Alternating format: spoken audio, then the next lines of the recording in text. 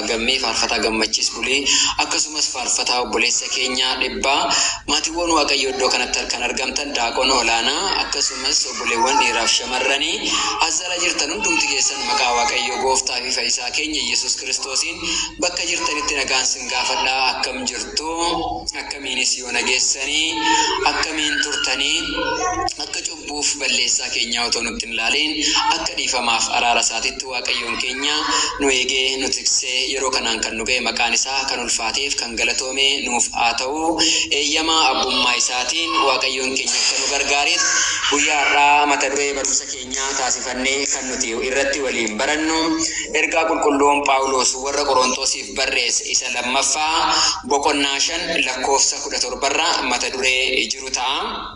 Lammaffaa Qorontosii boqonnaa 5 lakkoofsa 17 irratti inni moofaan darbeera kunoo inni haaraan dhufeera kan jedhu mata duree taasifannee wajjiniin baranna.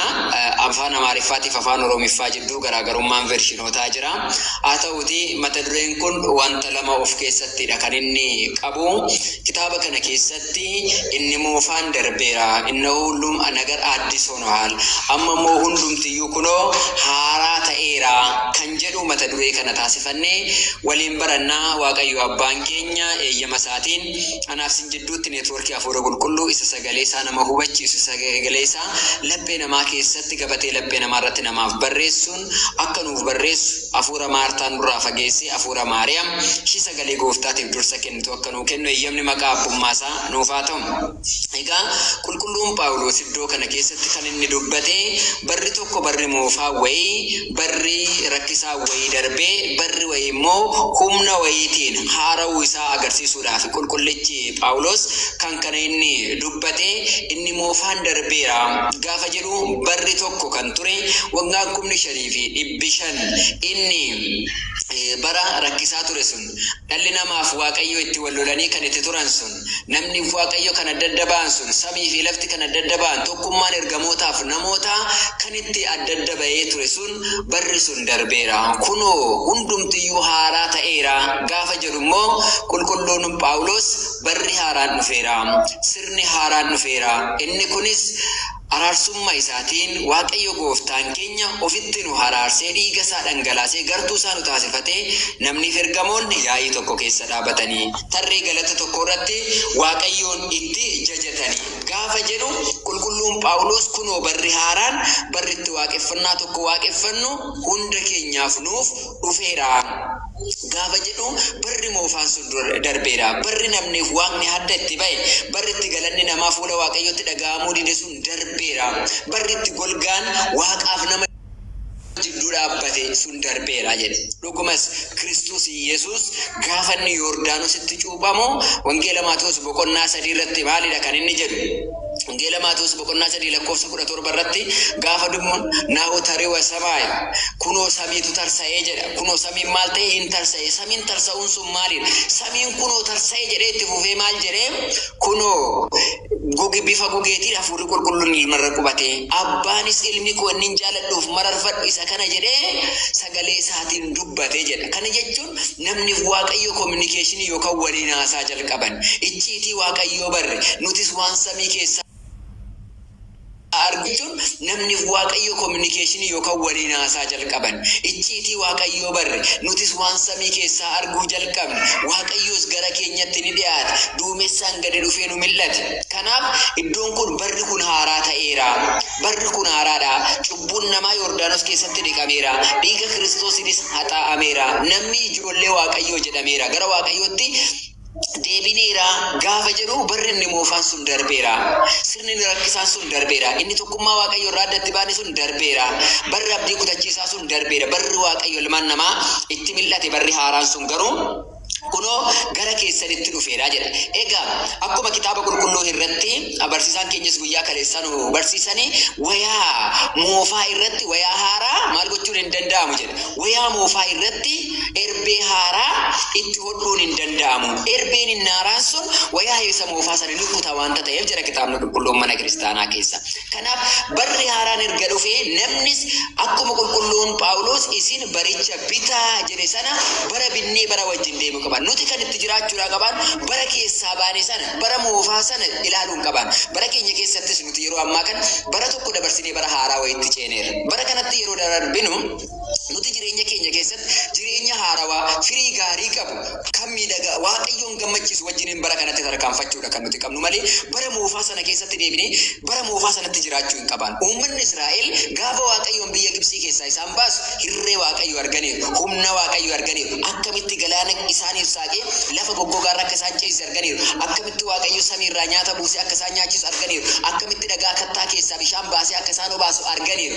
Haa ta'uutii garuu arjummaa waaqayyo jireenya haaraa jireenya boqonnaa waaqayyoon jireenya bilisu garbummaa keessaa baasee jireenya dukkanaa keessaa barees jireenya bilisummaatti gaafa isaan ceesisu namoonni baay'een bara moofaa sana duubatti ilaalanii jedha kitaabni qulqulluun. Kanaafis maal goona jedhan koottaa halaqaa filannee koottaa Musee yookaan dursaa filannee gara Gibsiitti deebinaa jedhanii jedha. Kana jechuun maaliin jireenya moofaa keessaa ba'anii kajeeluudha duubatti deebi'anii. Waaqayyoon jireenya keessaa ba'anii jireenya moofaa, jireenya rakkisaa, jireenya dhiphisaa, jireenya garbummaa keessaa ba'anitti deebi'uu irraa nu haa oolchu. Galaatiyaa boqonnaa 5 irratti erga bilisummaa baatanii wanjoo garbummaatiin akka hin qabamne of eeggadhaa nu jedha kitaabni qulqulluun.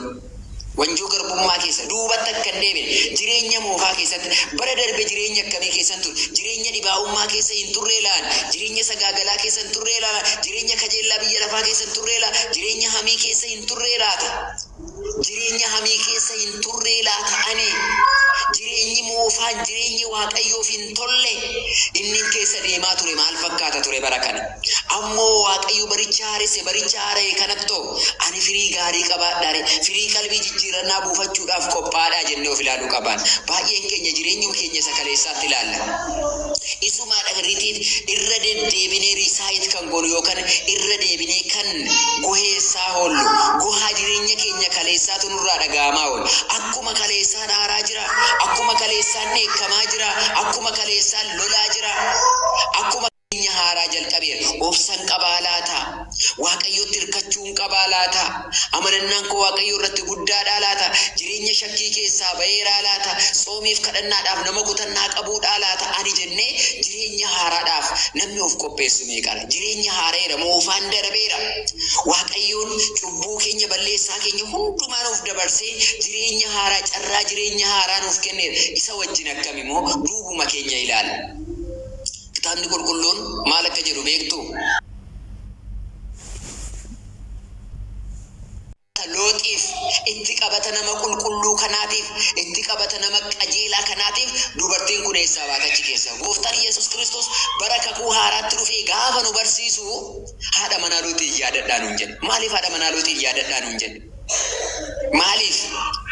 Haati manaa Loox maal balleessiteeti? Kan ishiin dheekkamsi guddaan irra ga'e. Haati manaa Loox yakki ishiin hojjette waa biraa miti. Jireenya kaleessaa jireenya moofaa kaleessaa sana hawwiteet waaqayyo gooftaan gaafa Looxii fi maatii isaa Sodoomii fi Gomoraa keessaa baasutti garagaltanii duuba keessan hin ilaalinaa. Jireenya moofaa keessaa baatan hin ilaalinaa. Magaalaa keessaa baatan hin ilaalinaa. Ishii hin mil'atinaa. Gara fuuldura keessanitti deemaa. Jireenya haaraa biyya haaraan itti isin geessutti deemaa jedhee waaqayyoon. Haati manaa Loox garuu sagalee waaqayyoon dhageenye. Biyya cubbuu sana hawwite, biyya kajeellaa keessaa baame sana hawwite, ishiin durumayyuu ga'istoota magaalaa Sodoomii fi Gomoraa wajjin shira hojjette turte. Isaan wajjin haasofte turte. Isaan wajjin hariiroo qabdi turte. Garuu erga waaqayyo abidda sana keessaa baasee ishiin duubatti garagaltee jireenya sana mil'attee jedhe. Jireenya warra eenyu mil'atte? Jireenya warra Sodoomii fi Gomoraa. Waaqayyoon duubatti garagallee jireenya badii, jireenya cubbuu, jireenya Sodoomii fi Gomoraa ilaaluu irraa nu haa oolchu gooftaan keenya. Keessaa nu baase inni carraa nuuf kenne. Waaqayyo carraa keessaa ba'uu nuuf kenne. Waaqayyo carraa abiddaan gubachuu keessaa nu baase. Carraa abidda Si'ooliin gubachuu keessaa nu baase. Si baaseera mucaa koo. Bara sana dabarseera. Bara xofoon du'aa ture biyya xofoo du'aa keessaa si baaseera. Kanaaf duubatti deebitee jireenya kaleessaan jiraatini. Jireenya qajeeltuu gara fuulduraatti jiraadhu. Ani wabii siif ta'eera. Ani siif dhaabadheera jedhee keessaa nu baase duubatti gara gallataanaan baay'ee rakkisaadha. Duuba keenya ilaaluun hin barbaachisu. Namni duuba isaa ilaalu, namni gara badii ilaalu, namni ija isaa sagaagala kaleessaar, hanna kaleessaar, gubboo kaleessaar, maallaqa jaalachuu kaleessarra yoo godhateera ta'e waaqayyoon arguu hin danda'u. Imala isa waaqayyoo fuudhee ergamaa isaatiin keessaa baasu duukaa imaluu hin danda'u. Carraa haadha manaalootu isa argata. Warri Gibxiis ba'an uummanni Israa'elis koottaa alaqaa filannee gara Gibxiitti deebinaa kan jedhan waaqayyo carraa isaanii carraa du'aa taasisa. Kana'aan akka isaan galaniif carraa isaaniif hin kennineef waaqayyo. Maaliif jireenya moofaa duukaa bu'aa waan ta'eef. Jireenya moofaa duukaa bu'uu hin qabnu obboloota koo. Waaqayyo humnaa fi irree cimaadhaan gargaarsaaf dhiifama isaatiin bara moofaa sana keessaa gara bara haaraatti nu ceesiseera. Jireenya moofaa sana dagachuudha qaban. Ati darbiteerta waaqayyo carraa jireenya haaraa naaf kenneera. Jireenya haaraa kanatti hin jiraadha. Jireenya miidhagaa kanatti hin jiraadha. Jireenyi guyyaa tokko nuti jiraannu kun waaqayyo biratti kennaa guddaadha. Hin dagatina. Yeroo xiqqoo waaqayyo namaa kennu hin tuffatinaatti fayyadama. Hisqiyaas carraan du'uu isaatii yeroo muraasa taatee gaafatti haftetti ishii sanatti garuu haqooqee itti fayyadan. Siree isaarraallee hin kaane Hisqiyaas. Gaafa namni waaqayyoo dhufee ni duutaa mana kee sirreeffadhu jedheen siree isaarraa otoo hin ka'in imimmaan isaa dhangalaasee gara waaqayyootti bu'e. Yeroo du'aaf isaaf kennamte gara jireenyaatti jijjiirrachiifateet waggaa 15 jireenya isaa irratti dabalchiifate Hisqiyaas. Mee ilaala namicha mirga gooftaatti fannifamee fi bitaa gooftaatti fannifame. Faayitaawwii saggaa fi faayitaawwii zeemaa yaadadha. Inni gara bitaa jiru ati dhuguma mee yoo ilma waaqayyoo taateerta ta'e ofii kees oolchii nus oolchii jedheetitti dhaadata ture. Garuu inni mirga gooftaatti fannifame sun maaliif akkasitti irratti dubbatta? Nuti koo gatii akka keenyaati kan iddoo kanatti murteen nutti murtaa'ee fannifamneef inni koo cubbuu hin qabu erga jedheetiin boodatti shirifraa caccabduu daqiiqaa hafte keessatti maal jedhe? Yaa gooftaa jedhe qalbii jijjiirrate. Har'a siin hin jedhu yeroo dhufaatii keetii mootummaa kee keessatti na yaadadhu jedheen. Yerootti sanatti yeroo daqiiqaa kana keessatti fayyadamuu mee ilaala. Naa dhumeera kanaan boodan sagadamoo, kanaan boodan soomamoo, kanaan boodan qalbii jijjiirradhamoo, kanaan boodan akka seera Museetti mataa koo lubatti agarsiisamoo kan jedhu hin jirre sabera. Yerootti sanatti fayyadameet maal jedhe? Yaa gooftaa mootummaa keetti na yaadadhu jedhe. Kanaan booda gooftaan maal jedhe? Yeroo kamitti yaa ta'uuti carraa namaaf kenname yeroo namaaf kennametti qalbii jijjiirrannaan waaqayyoon kaleessa keenya barbaada. Har'a keenya barbaada. Maaliif cubbuu wajjin duutu ijoollota koo jedhe? Ijoolleen koo akka cubbuu waaqayyoon kaleessa keenya barbaada. Har'a keenya barbaada. Maaliif cubbuu wajjin duutu ijoollota koo jedhe? Ijoolleen koo akka cubbuu wajjin duutan hin barbaadu jedha waaqayyo gooftaan.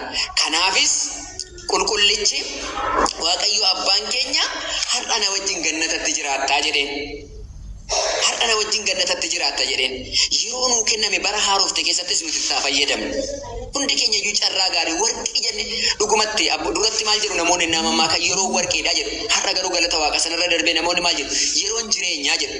Akka ortodoksotaatti yeroon nuyiif jireenya. Dhuguma yeroon nuyiif jireenyas. Gizee hiyoot ነው በጊዜው ውስጥ የተጠቀመ yeroo keessatti fayyadamee namni qalbii jijjiirratti jireenya bara baraa horata waanta ta'eef hundi keenya iyyuu jireenya haaraa qalbii jijjiirradhaa bara haaraatti firee gaarii buusaa jedhamee yeroo nutti lallabamu hundi keenya iyyuu akkuma kitaaba qulqulluu irratti waa'ee indaanqoo Phexrosii fi Yiitee sana yaadannu yeroo hundumaa sagalee waaqayyo qalbii jijjiirradhaan hun jettu kun iyya indaanqoo sana iyya lukkuu sanaati waan ta'eef isa kana beeknee namni hundumtuu qalbii jijjiirrannee fuula waaqayyoo duratti akka jiran eeyyamni maqaa abbummaa isaatiin ufaa ta'u ajajamuudhumaaf jechaadha kan nu barsiise kan nu gorse waaqa abboota keenya abbaa ilma fuula qulqulluudhaaf galanni haa ta'u obboloonni keenya faarfattoonni duris waan jiraniif sagantaa isaaniif kennuudhaaf asuma irratti yoo dhaabne gaariidha abbaa ilma fuula qulqulluu qulqulleetti sillaaseef galanni haa ta'u.